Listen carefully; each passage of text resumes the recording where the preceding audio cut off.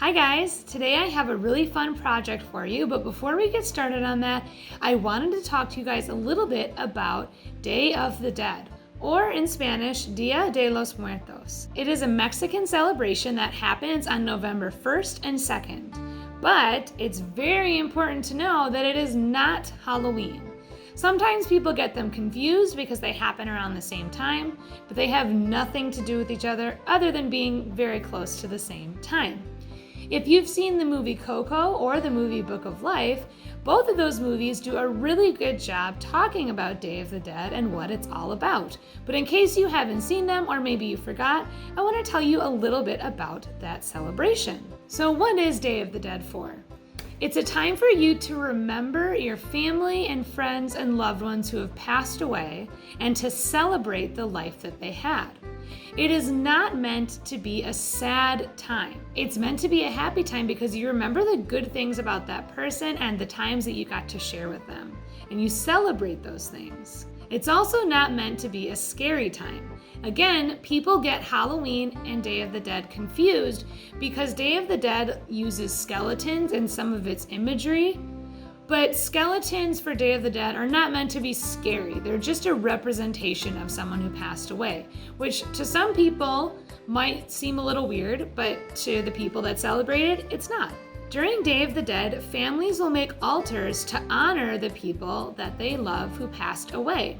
On the altars, they'll put things that the person loved, like their favorite foods or maybe their favorite toys or books and things like that, as well as candles and marigold flowers and sugar skulls, which a lot of people really like, even people who don't know what Day of the Dead is. Sugar skulls or calaveras are brightly colored, and they have lots of patterns and designs, and sometimes they'll be made and put on the altars with all of the other things. Sometimes rather than the altars being set up in a home, they'll be set up in a graveyard and they'll do the celebration there. Again, it's not a sad time, it's a time to celebrate the lives of those people. It's very important to understand the meaning of Day of the Dead because a lot of people, especially in America, get Day of the Dead and Halloween confused and might even combine the two as one thing, which is kind of disrespectful to people that actually take Day of the Dead very seriously as it's part of their culture. So it is important to understand that it's not meant to be scary, it's meant to be a happy time where you celebrate those important people from your lives.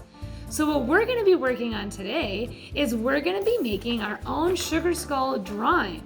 I'm going to show you step by step how to make the shape for the skull, and then you're going to get to decorate it with all sorts of designs and patterns that you like.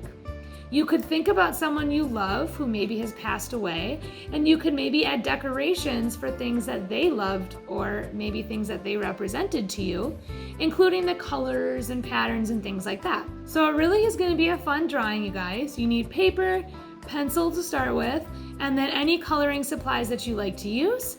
And once you have those things, we can get started. All right, so our first step is going to be drawing 2 large circles for the eyes. You want to make sure they're not too close together and not too far apart. And of course, you need a little bit of space on the left and right for like the side of the skull. So let's go just a little bit above the middle of our paper. And let's draw 2 big circles that are about the same size. Perfect. Now you're going to go a little ways over and you are going to draw a straight line, and then once it gets past the bottom of the circle, it's going to bump out like that. That's for the cheekbone. You can do the same on the other side, straight up and down, and once they get just below the circle, it bumps out like that. Something that is important when you do this kind of drawing is to think about symmetry. And symmetry means that both sides are the same. Now, of course, if you're drawing with a marker first like I am, it's not going to be perfectly symmetrical. And even if you draw in pencil and you erase it and try again, you can't always get it perfectly symmetrical. But try your best and your skeleton is going to look a lot more realistic. Now we're going to draw this big curved line for the top of the head. So going just to the left of this line here, I'm going to start off by doing a nice big curved line that goes up, bend over, want it to come back down and connect in pretty much the same spot.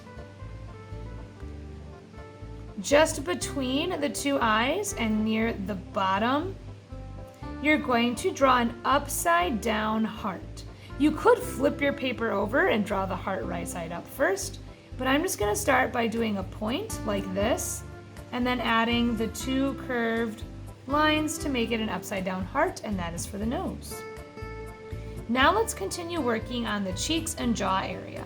So we're going to continue with this line we made before, and it's gonna curve down. See how it kind of goes straight across until it gets to like almost the right side of this eye, and then it curves down. Do the same on the other side, straight across and then curve down.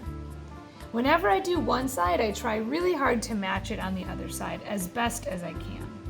Now I'm going to draw this little curved line here that kind of shows the area inside the jaw. So at the bottom of this straight up and down line, and I want you to think that this line is here, so there needs to be space for the teeth. So if it's not long enough, make it a bit longer. You're gonna have a line that just curves up and kind of connects back right by the cheekbone. Do this for both sides. And then we can start working on the teeth.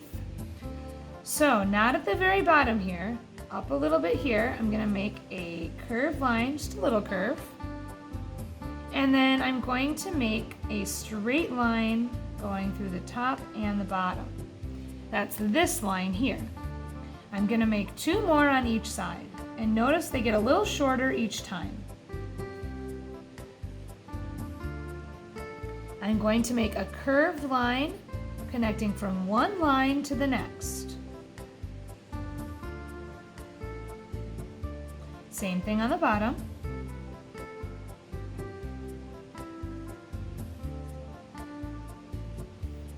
Cool, and now we just need to make the bottom of the jaw. So go a little bit over from this curved line we made before, and you're gonna go straight up and down, and then kind of curve, go straight for a little while, and then curve up to go straight up and down, and connect back. And there you have it, a skull. Skulls are not the easiest thing to draw, but when you break it up into little lines and shapes like that, it's not too bad. Now this is the part where you can follow along with me and kind of do the same shapes I do, or you can just have fun adding lots of shapes and designs. Again, think about symmetry, if you have one thing on this side, you're gonna have the same thing on the other. So it should be matching on both sides if you want it to be like a typical sugar skull.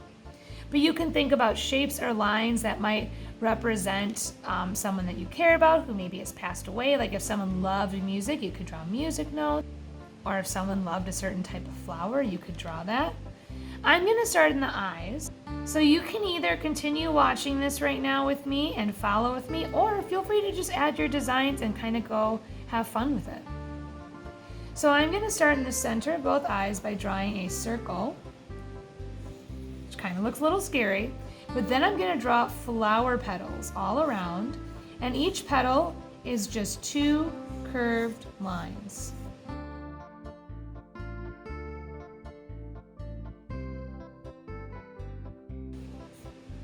I like to draw another petal kind of between the ones I just made.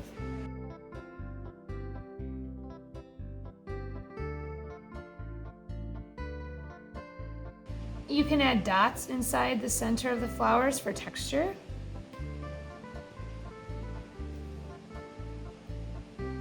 One thing a lot of sugar skulls have in common is they'll have a big design on the top of the head, and actually a lot of times it's a flower. So I'm gonna do that.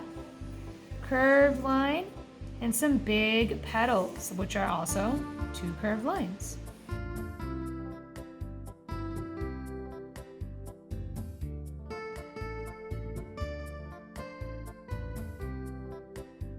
I'm going to add a few extra lines and shapes inside the center here. Think about the different kinds of lines you know about. Zigzags or curved lines, wavy lines, dotted lines. Really just kind of do anything that looks interesting to you.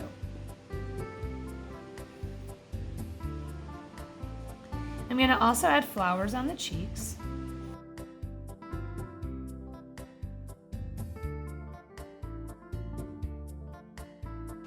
And I'm going to add some dots around the eyes.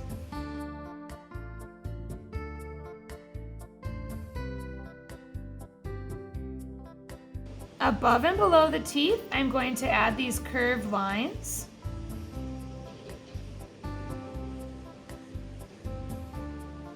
And I'm going to put a heart in the center of the chin this time, with maybe some lines coming out.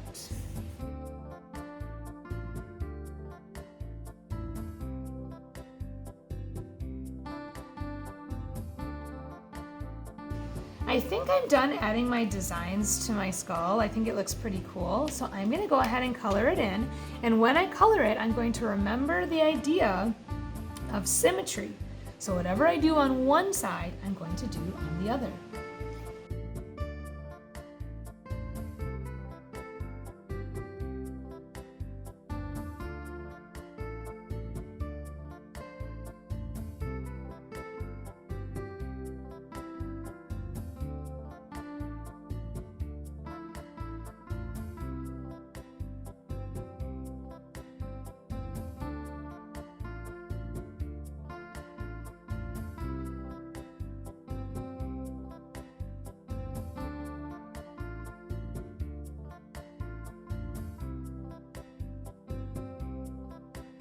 Alright, so I'm all finished coloring in my second sugar skull here.